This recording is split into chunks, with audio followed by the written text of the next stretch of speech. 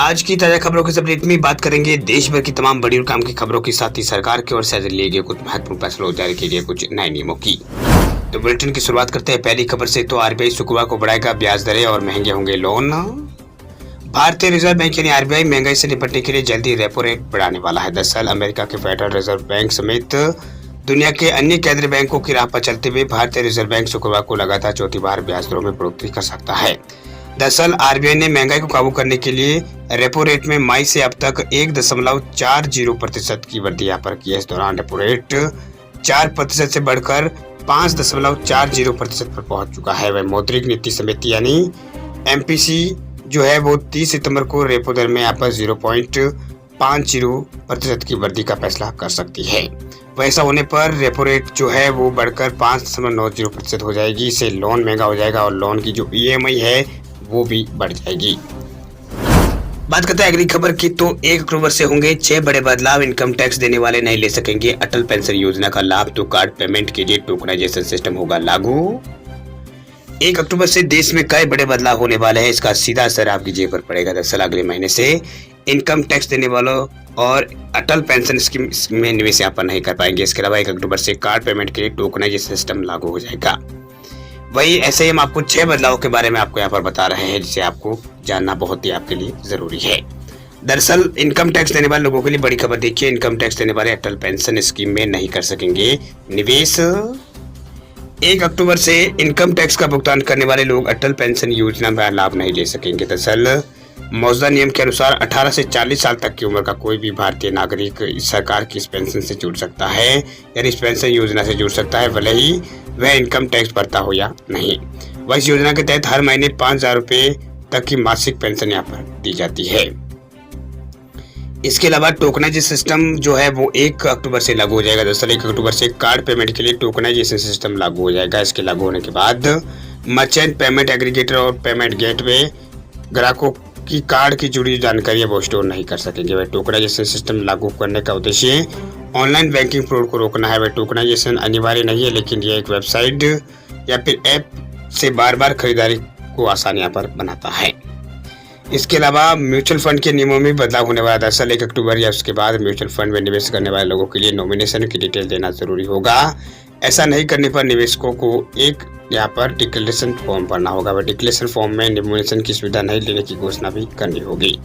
दरअसल asset management कंपनियों यानी एएमसी के निवेशकों की जरूरत के अनुसार फिजिकल और ऑनलाइन मोड में नॉमिनेशन फॉर्म या डिक्लेरेशन फॉर्म का विकल्प देना होगा। वह फिजिकल विकल्प के साथ मतलब जो फिजिकल विकल्प है उसके तहत फॉर्म में निवेशकों के सिग्नेचर होंगे, जबकि ऑनलाइन फॉर्म में निवेशक के ई साइन फैसिलिटी का इस्तेमाल वो कर पाएंगे।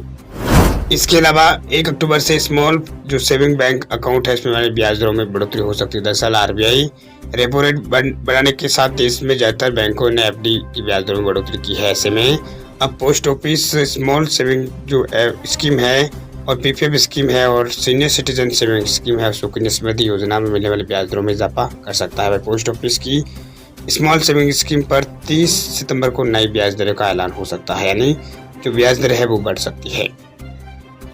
इसके अलावा 1 अक्टूबर से डीमेट से जुड़े अकाउंटों में जो नियम है उसमें बदलाव होने वाला है। दरअसल डीमेट अकाउंट होल्डर्स 30 सितंबर 2022 तक 2 फैक्टर ऑथेंटिकेशन है उनको पूरा करना होगा। इसके बाद ही आप डीमेट अकाउंट में लॉगिन कर पाएंगे।